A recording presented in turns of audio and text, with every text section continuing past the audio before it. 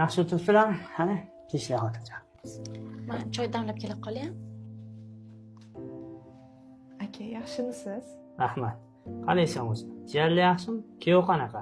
Jiyanlaringiz yaxshi. Kuyovingiz ozgina mazalari yo'q edi. Xo'p. Boshimizga kulfat tushib qoldi. Kuyovingizlarni operatsiya qildirmasak bo'lmas ekan. O'shanga yoningizga bosh egib keldim aka. Qancha ketarkan operatsiyaga?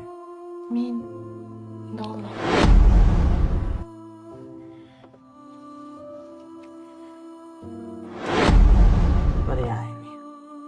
Faqat bitta shartim bor. Qanaqa shart? Shu qog'ozga tilxat yozib berasan.